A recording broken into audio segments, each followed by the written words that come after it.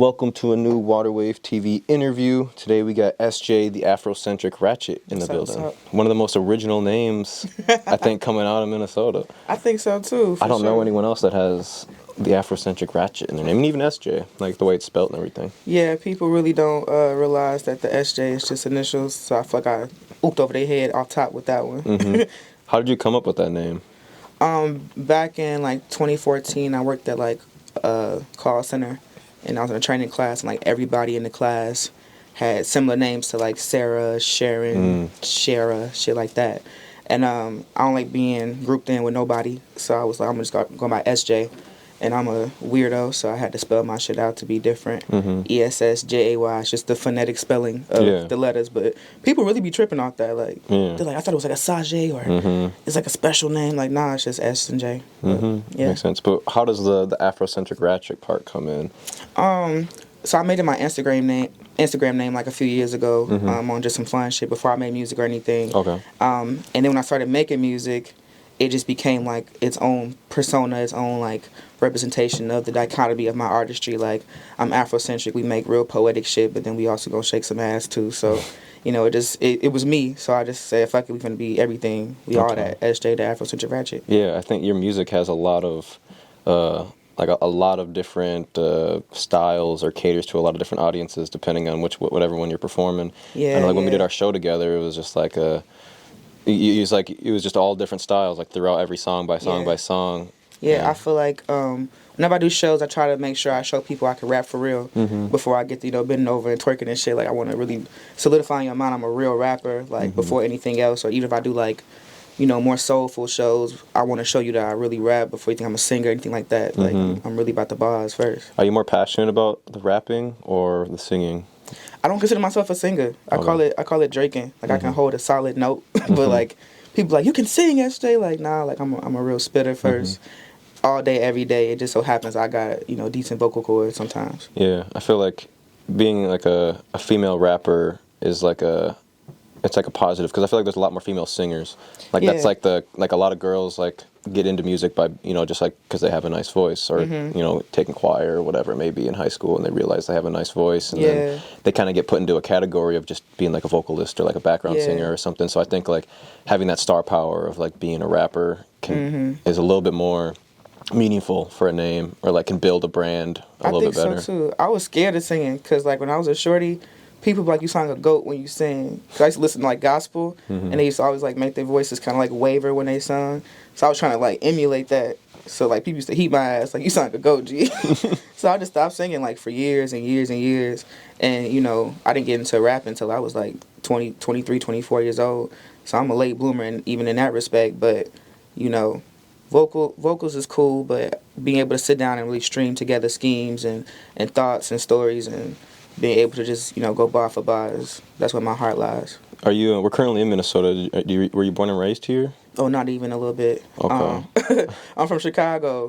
Born and raised Chicago, West Side. I moved here when I was 19. Okay. So I was a full-fledged adult when I came to this motherfucker. But I've been here for like 10 years now, though. So nice. I'm rooted here at this point, but I'm forever a Chicagoan. Just can't stop. What was what was your childhood, high school, middle school like growing up out in Chicago? I've never, I've been out there a few times just to like visit, but I don't know like kind of like what the lifestyle really is like out there. So early years, I grew up on the north side, Rogers Park, where it was like very diverse, very cultured, lots of different experiences. I went to an international studies school. We learned like just crazy shit as a shorty. But then I was like 9 years old. We moved to the west side, which was like complete and total culture shock, because it was the actual hood. Like, I've been to the hood because, I got family all over the city and shit. But like when I moved and went to school on the west side, my whole life changed. Like, I got bullied like bad as hell. Damn. But it made me who I am, because it made me so like, it made me rough. Like, I was fighting boys and shit, 6th, 7th grade. Like, just banging. I didn't fear nothing by the time high school came around, and then my OG put me in military school. I went to military school for high school, but it was in the ghetto. Like, it wouldn't like go away like march all night type shit. But we did all that stuff though, for real. But it was in the hood, and it was like we was just soldiers. We was like fighting gangs and shit in military uniforms. Yeah. So how does I guess I don't know much about military school. Is it you still like take normal classes, but there's just like extra stuff that you have to do because you're there? Yeah, Or- you gotta wear that goofy ass uniform, and it's like a lot of rules around. You know, shout out to the veterans. But you gotta wear the uniform, the shiny shoes, or the combat boots.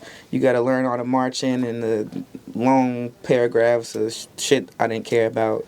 But it was interesting because it was like we was rough ass hood babies in this formal setting, but we still acted out in a way that we would normally. So we learned how to like flank and attack niggas, but in the hood. So it was cool. It was stupid though at the same time. Yeah. Do you feel like that? I guess like I'm sure. Like, do you have lessons you've learned from that time, or like do you act a certain way because of maybe going to military school? You think still to this day? For a second, I was like die hard about it. Like I really wanted to like go. My mom went to the military and shit. My grandpa did, so I was on that for a second. Like I didn't want to go, but once I was in there, like they was like, "Oh yeah, your personality, you a pit bull, like you perfect for this." And so I liked the affirmation in it. But then when I realized like they'll fuck you around for being yourself, or like you had to share so many things about yourself to fit into those type of settings, I was like, nah, this not for me. I seen Band of Brothers and a nigga got his legs blown off, and I said, I think I'm cool on the military shit. Yeah. So it taught me to be a more free thinker, if anything. Like that much structure was like, yeah, that's not for me. Yeah. I'm sure. Were you rapping at all during that time? No, I was just a really mean girl in high school. Like I didn't do nothing but like just like beat people up and just be mean and like just like punch boys and stuff. That's all I did, and like draw like dicks. Like I just was weird. I was a weird kid in high school. I didn't do anything like creatively at that time. Definitely wasn't rapping. Junior year, I went and signed up for this program downtown Chicago called Gallery 37, where they like trained us in like opera and jazz, and we performed for like the mayor and shit like that. It was fire. But even then, I was just such a shell. I only knew how to be violent. I didn't be anything else. So even in them programs, I was scary. Like I just be in the background, like learning, but never like coming out the shell for real. Yeah. Yeah. When did you, I guess, like first start rapping? I know a lot of people say like they were freestyling with their friends. That's usually like a starting story. But did you have like an inspiration or a reason why you started rapping, or how did that go? I think I always wanted to. I grew up listening to Lil Kim, heavy. My mom was a heavy Kim fan. My mom rapped in high school, so I always thought it was cool.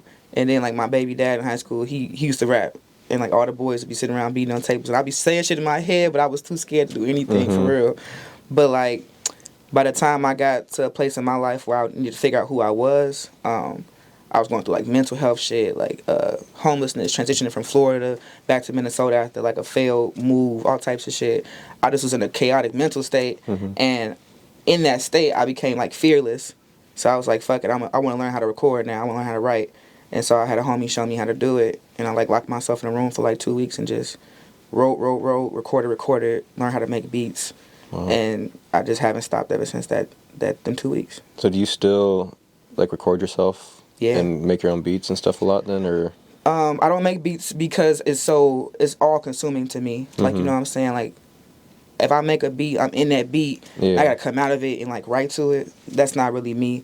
I like to be in the studio or in the process when things are being created so I can have a say and a structure, but I don't push those buttons, but I still record and like engineer for myself at the crib though, for sure. Yeah, I feel like it's good to have that talent because then you can work whenever you have some inspiration instead of having to like book studio time for tomorrow or the next couple weeks or whatever it may be.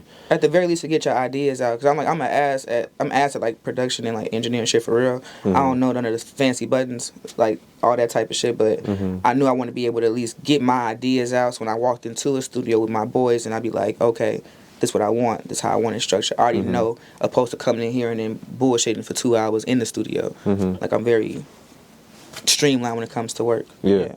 So what year was it when you like started rapping? You think? 2018. 2018, and I'd say like that was kind of around when like a lot more female rappers were rising. I don't know the exact years that like Cardi B was getting like recognized. I'll say around those like, times, yeah. Around there, like Nicki Minaj has always been, she's up the there. one, yeah. She's like, like the goat of, I feel like, for a lot of like the female rap, How could she not be one of your ones? Yeah. Because I don't know, like there's been a lot of rappers and R&B artists, but I feel like Nicki Minaj has always just been that female rapper, like the female like Lil Wayne type that just raps fast and shows off bars and shit like that. She just shows off versatility. Yeah. And she shows like what it means to really like be in the art of it and not just in the money making aspect of it. Like when female rap became a big thing, it became a money maker, like a cash grab. It's like, oh, we can put these bitches in these little outfits and they'll make us real good bread real quick. And so they put a lot of money into female rap. No shade, because I feel like there's so many cold like lyricists. Like I'm a big fan of Mona Leo. Like I think she's super hard. Even the sexy rappers, you know, Sexy Red, Glorilla, like all that kind of shit. I love the diversity. You know, I just want to see more diversity in one artist again, like Nicki. You know, Nicki was everything. Yeah. I feel that. Do you maybe like before, like reasons why you maybe didn't start rapping earlier? Like you said, you were a little shy to like speak out. Do you feel like there was just like disadvantages for female rappers back then? Because now it's like female rappers are the ones getting looked at right now for labels and, you know, shine and on everything. Yeah, I don't think so. It hasn't always been that way, you know? I don't think I recognize that though. You know, like sometimes representation, even if it's limited, is still there. So like I grew up listening to Kim. I always knew that there could be a raw ass rap bitch. And then when I got to high school and heard Nicki, I said, oh my God, it's happening again. It never occurred to me that it was like a gap, I guess, you know, that it wasn't being filled. Because I knew other female rappers. I just ain't like them like that. Yeah. You know what I'm saying? Like they was, to have a skill and to be talented are different things. You know what I'm saying? Like, or to be talented, to be gifted are different things. Yeah. Just because you can rap. Like that New York accent shit's a cheat code. You know what I'm saying? Like if you got a good accent, Atlanta's a good cheat code right now. You got a good accent, it don't even matter what you saying. That shit sound raw on the beat. It just don't even matter. So, but to look past that and like it's really the skill, that pen, like that's what I've always been admiring. I never even noticed that there wasn't a lot of chicks. It just wasn't a lot of chicks. I didn't like them. Yeah, I think the bar has been raised for female rappers and music artists in general. I think so. I mean, since back then, now. What bar we talking though? What's the bar? Like how good you need to be or how you need to represent yourself. Ooh, I think that bar has dropped to the floor. Really? There's no bar now. It's it's a free for all. Okay, I guess that's a good way to look at it too. Because back then you had the likes of Lauryn Hill. That was the biggest artist in the world at a point in time. You know what I'm saying? Like, if you came, people looked down at Kim because she wasn't Lauryn. If you go back and look at old videos, there's so many videos of like Lil' Kim on talk shows trying to like, I'm a woman, I get to say what I want to say because and they're like, you're a slut, you're shaming the community. You know what I'm saying? Like she had to go through that because the standard was you needed to be a certain kind of woman in order for the world to consume you, especially in like such an Afrocentric, Black Power forward 90s type of era. You know, Queen Latifah, MC Lights, you know what I'm saying? Like the standard was super high back then for female rap. Now anybody can do it because anybody can walk into a studio, push record, talk to a producer, and put the fit on and do the video. I see what you mean by that. Yeah. That's definitely valid. That definitely makes me rethink my point a little bit. But yeah, 'cause I guess where I was coming from is now I guess that there's more respect for the female rapper and the female artist. Like in the main, like I guess in the sense that there's more of them that are making careers out of it, and there's more of them that are selling out arenas, selling out tours. When back in the day, I feel like if a girl was talking about, you know, popping pussy this or shaking ass this, a lot of guys would be like, ugh. But now it's like guys are yelling out ski and everything in the clubs too. These girl anthems, you know. And I think it was just like a slight like shift in the past 2 years that it really just became more of like guys accepted it.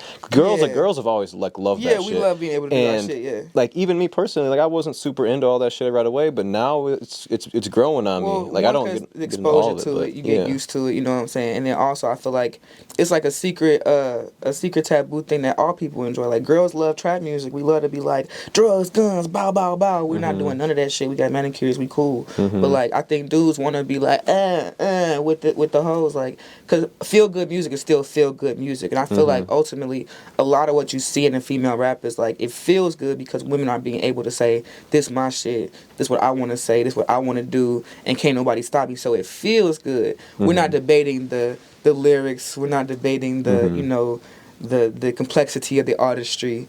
We're just saying, yay, you know, women got a spot. But I am ready to get back to, you know, in the words of Tayway, back to rapping, where bitches is really like putting the pen out and showing me how you coming in terms of diversity, in terms of artistry, in terms of like full bodies of work and shit. all this shit is like it's microwave. It's cup noodles. I'm past that. One of my favorite female rappers, I haven't listened to her music in a minute, but it was T.R. Whack. Yeah. And I was a big fan because she was very, like, just had very good lyricism. Yeah. And she from Philly. Is she from Philly? I think so. I think, like, on the East Coast, you gotta, like, rap for real. Like, they'll dog you. Mm-hmm. So, yeah. like, that, you gotta rap for real. Like, that style, like, whenever I see, like, female rappers, like, just rapping straight lyricism, or, like, I'm a big fan of, like, motivational style music, too, like, talking about achieving things and stuff like that, rather than, like, the quick short form, like, music of like drugs and money and hoes and all this and that. But although we love our drugs and money and hoes. Where do you feel like the current state of like female rap is at? I know you said you think the bar is like really low compared to back in the day, but just societally too, like what society is demanding. I won't say the bar is low in terms like the bitches themselves is low. You feel me? Like, but what people are asking for from women is low. I feel like we had a turn in like the culture. Nicki's back. I'll be the first to say it. Not like she ever left, but in terms of like people, like damn, bitches be rapping for real. Like it's not just bow bow. Like it really is like real lyrics out there. So I feel like it's gonna be a different demand for like quality music going forward. Microwave shit. I feel like everything is like microwavable, and eventually you want home cooked food. Mm-hmm. And I feel like that's what we had in culture, like in the hip hop culture. We trying to get back to eating for real. Mm-hmm. It's a good way to put it. I like the microwave reference. That's a good one. But let's, I guess, back to your career. Yeah. I think you've been you put on a really good show at our show, and I've seen like you did like a mic performance. I believe was it with Carbon Sound back in the, like a few months ago or earlier this year. Yeah. And how do you take pride in like your stage presence, or like is that like a big thing for you to like focus on? Let me present myself in person more like better, or as like a focus rather than what I look like online or what I'm doing online. Like how do you balance your in-person artistry versus your social media artistry? You know, social media's always been a big struggle for me. I'm kind of fake old a little bit, so I'm before the times of like putting your face in the camera at all times. Okay.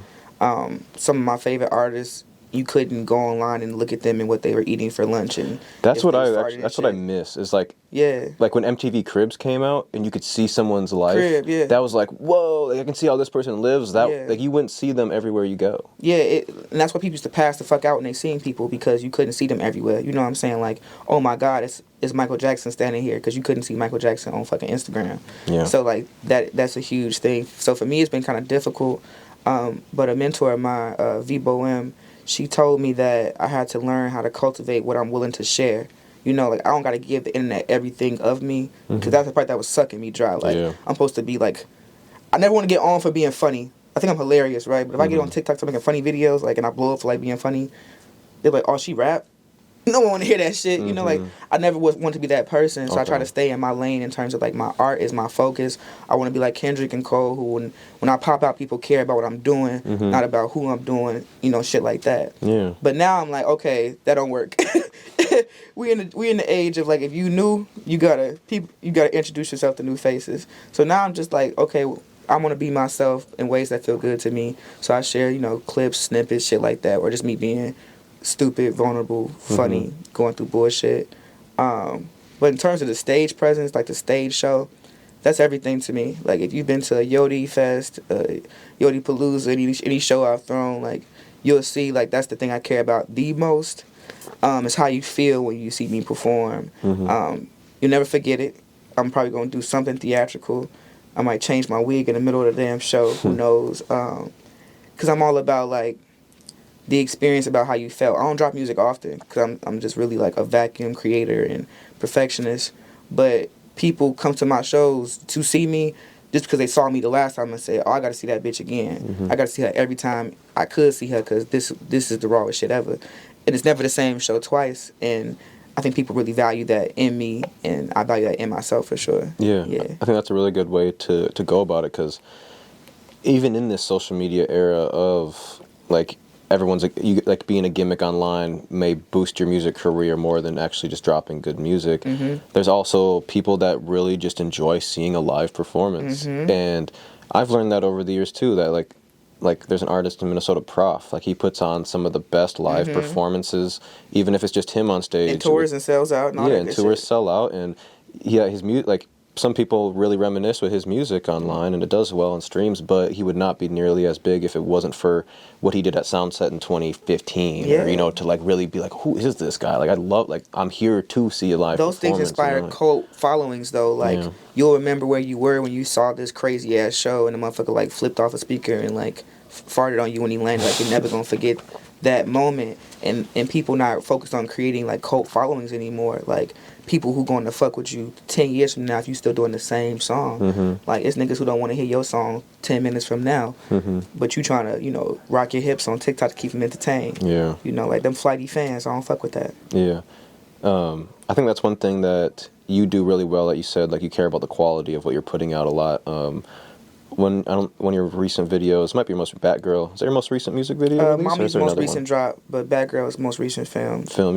That music video is like, it's very well put together. You got the whole dance crew. You know, you got the scenes put in the house and everything. Shout out Rich, and like that, you know, it kind of explains what you just explained to me. It explains that, like, how you did that, and like you care about the quality of it, and you can continue to push that, you know, good quality content for months. Like, that's one thing I try to tell, like, the artists I work with a lot, is even if you dropped a song 2 years ago, if it's not viral yet, like, there's people that haven't heard that song yet. They haven't seen the music video. Like, don't be scared to push something that, you know, you dropped a year ago or whatever, you know. But you know what videos taught me? The videos I dropped taught me about this shit. I shot Mommy first. We shot Mommy in May 22, I think. And then I got really in my head about it, and I was like, hell no, I ain't dropping this shit. And I just put it on the shelf for a long time. And then I was like, I have to shoot a real video. I'm putting an album out. Like, I really want to come hard. My first real video got to be crazy, or people going to think I've been bullshitting because I ain't dropped in a long time. So, you know, we put all that effort into Batgirl, and it came out, you know, magnificent. It's lovely, start to front, start to end. Mommy's done like 11K views in like 2 months.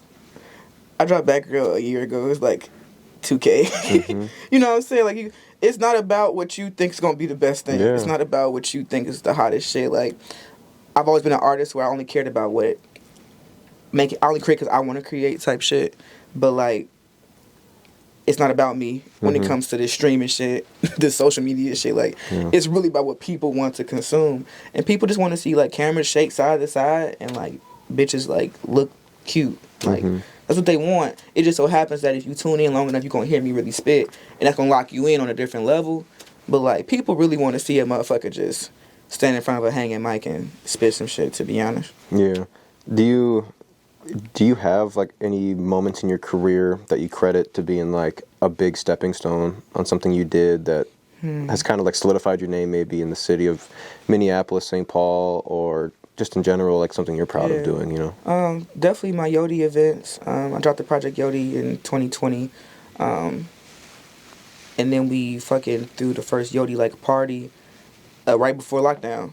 It's because I've heard of Yodi, like that. Yodi, anything, really. I've heard of it, but I until now, I didn't know it was associated with you even. I think I've just heard people say it, or maybe you've even said it somewhere and I've heard it, and I don't know, there's a lot going on, but I've heard that name, Yodi stands for You Outdid Yourself. Okay. It was the name of my first EP. Well, first it was just a single, and then it shaped itself into an EP, then it shaped itself into, like, a party series. So we did Yodi Fest, then we did Yodi Palooza, then we did Yodi again. We did the first two at Ice House, sold them bitches out. That was fire because nobody saw that coming, including me. It was my first, like, self-thrown show. We had, like, Ricky Monique on that bitch. We had I had so many raw people on that show. Hammer Time Juice, that's an Instagram handle. Juice Lord, dumbass. But I had so many people on that show that it was fire. And then we did it again. Yodi Palooza, sold that bitch out again, even doper lineup. Then we did it at the Caboose the last year, and we didn't sell out that time because we had a much bigger venue, but it was still busting in that bitch. It was very lit. I'm very proud of the fact that people know me for my performances, people know me for my shows, people know me for my events. Like, the fact that you're gonna have a good time with me, that you're gonna have a safe time with me. Like, that's the most important thing about the fact that I create experiences for people.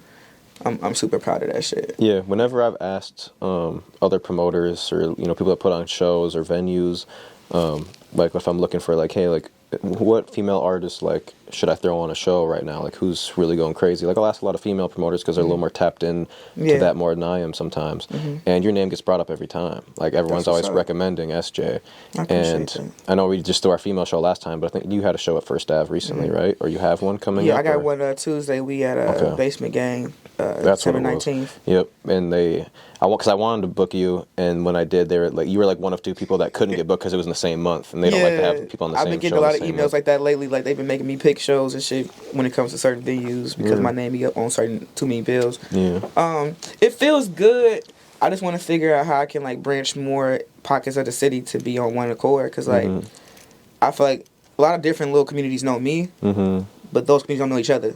Type shit. So like I'll go to one type of show, type of crowd, and have this kind of fan base there. But then my other fans be over there. They don't come to them kind of shows. Like I really want to figure out how we can branch more shit in the city. And I just feel good to be making like room for other female rappers. You know what I'm saying? Like I love Taylor Brianne so much. Like that's my baby. Like she's rocking the city out. Like I see I wasn't booked for it. I was like, cool. You got who you need. You got the, you feel me? Like if not me, her. That's how I feel about that. So I'm just really glad to see that more females are rocking shit in the city. And on a real superstar level, it's us. I can't hold you. The girls, when it comes to like the showmanship, the putting the shit on, the way the products are released and produced and shit, like the girls is really into details. Like the boys is about like, let's jump up and down. It feels good, have fun. But the girls are gonna give you that like superstar. We taking y'all to the big league type beat. Yeah. I feel like a lot more girls take it serious or take it more personal. I don't know which way it is, but a lot of the guys, I think, they want to just be better than the next, or they want to like just pop like I'm hot, I'm him, I'm hot, I'm the hottest. But like girls, it's like they're not out here like claiming they're the hottest or like arguing that they're the best. They just let the work speak, I think a lot of us really want a low-key beef, I can't even lie to you. I think a lot of the girls, we want to pop our shit in a more like braggadocious male way, masculine way, but it's not palatable in the city we in, If we start rap beefing with other bitches right now, y'all be like, that's not community, Like the dudes can do that. Like y'all can do that. I want to start rap beef so bad, like who rapping with me for real? Somebody say they the best. I want people to say they the best, so I can say you not. Because I'm gonna tell you right now, you're not. That type shit. I want that. This it's cute, but it's friendly. Like rap is not like rap is I want fuck all the bullshit. Dudes is That's like, what it was like growing off of, rap battling and stuff like that. Aggression. But yeah, I think even like there's been like versus battles and stuff like that in Minnesota, and there hasn't been any female versus battles, I don't think. Let's get into it. Yeah. Hold on, my man voice. Let's start there. Like, do your homework, and there's being no verses for the bitches. Yeah. Put me in one tomorrow. I'ma win. You feel me? Yeah. I didn't know about them though, for real. Like when it was happening, like I seen them happening, but I didn't know who none of them people were. Yeah. And I'm just not getting like hip to some of the artists who was involved in those verses. And yeah, y'all not giving enough people in the city the push they need for real. That's what I got from that. But yeah. Yeah, and it also goes to show, like, there's a lot of people out here, too, when, like, someone's, like, getting put on a big stage that you've never heard of. Never. Like, how do they, well, one, it's, there's a lot of politics and, like, being friends and, networking and, this is, like, someone they've known for 5 years to get put in a position or whatever it may have been. But, yeah, it kind of goes to show that there's just a lot of talented people out here that it's hard to get to all of them, maybe. But I guess to shed some flowers, do you have some favorites in Minnesota that like female wise or even got male rappers too, like ones that you actually like focus on? You gave Taylor Brianne a lot of flowers. Yeah, that's my baby. I think she's super fire too. She killed the show. Yeah, always does. Like I said, Ricky Monique for sure. In terms of like guys, I rock real heavy with Juice, Steve, Marvo, Ace Pitty. Man, it's a lot of guys. But then, like, on the other, like, tip, like, my artist community, like Quay and Zach Khan and, the producers who are really making a lot of heat in the city, too. I have a ton of faves. I probably would be remiss to even try to name all of them, but those are just some that come to mind off top. People who I'm spinning, that's a big thing to me, too. Yeah. Southside Nucky, June. Yeah. Like, come on, like, yeah, it's people I'm really putting in my phone and going, yeah, I want to hear this. Definitely it's some good like names. that. Yeah. I'd be fucking with June a lot. I feel like he's like the type where his music ain't even like mixed and mastered the best, but it's just, I still listen to it, you know, like not to throw shade, because that's like, honestly a compliment. If I'm still listening to your music and it's like very basement gang, basement recorded, you know, that's their name, but it's like it's raw. It's raw. It's good music, you know. It's good. And you know that if somebody run that bitch through a master program, that bitch gonna, you feel me? Like, you know what I'm saying? Like, it's about if the shit's actually there. You know, we can put all the bells and whistles and shiny recordings on stuff, like, but it ain't really hitting you for real. June's hard. He real tough with the different flows. That's my judge. I was gonna ask you now, since we were on the topic of verses, who you'd want to do a versus against, but even though it wouldn't be a beef, I think you and Taylor Briand would be a good versus. Like, I know, like, sometimes verses they want people to like be mad animosity. At each other. Nah, and let me say this, no shade whatsoever. I love my baby down. I need somebody who just been at it a little longer. You know what I'm saying? Like, I probably want to fuck with like a B-Dot or somebody. You know what I'm saying? Like, cause I feel like if I did a versus with somebody, I want to just be able to play you the motherfucking shit and verse it off of that, like right there in the space. I don't care about streams, who heard what, you know what I'm saying? Right now, we went song for song. Who got a better song for song? I'm watching any single body in the city, period, just off that alone. But, you know, if you want to get into like political shit, I mean, you could get like Chocolates, I guess. You know, she been at it for a minute. She got a catalog. I guess you could say Carson, you know what I'm saying? But in terms of like, the reason why I say you can't say certain people is because my catalog too diverse, my sound too diverse. I'm in too many different pockets. I got too many flows. Once again, no shade, you know, it's all love to everybody in the city, but I feel like I'd rather fuck with the boys, you know? Like, ask the rap boys about me. Like, let's say get a real rap boy in here. Be like, Essjay, all the rap boys know I'm like that. Like, I freestyle. I'm really like that. So you got to just give me somebody who gonna make me feel some type of way, you know? Goes back to the root. Tay got the hardest energy. Tay got the hardest, like, in terms of who next to me, bars, flow, you know, skill, hunger, nasty, yeah. But, like, give her, like, 2 more years and, like, just get the numbers in the catalog just itself. Yeah. I got hundreds of songs. You know, it's not even fair to nobody. Yeah, and that kind of goes back to your roots. Like you said, give me the boys. And like you said, you were fighting and beating the boys back in the day. I don't want the girls. The mentality. But is there anything else you'd like to add before we send it off? Any shout-outs, anything I forgot? Shit, mixtape about to drop somewhere in the app. It's called Somewhere in the App. We're finna do a whole little visual EP. Okay. Visual mixtape. Visuals for every track. It's just gonna be gritty as hell, hard as hell. Stay tuned for that album in the new year. A masterpiece that's coming. No more conversations about that one. That one's on the way for sure. Just stay tapped in, stay tuned in. Bigger events next year. I'm going on a feature run. I'm mopping niggas next year. That's the motto. Mopping niggas. I'm excited for 2024 with all around the Minnesota music scene. There's a lot of people that I think are really ready to, like, you know, put a little bit of money behind them, put a little bit of, like, put their foot down and really show who's boss around here, or, you know, however they want to say it. But make sure you follow Essjay on all the platforms. Our Instagram will be in the description as well as on the screen.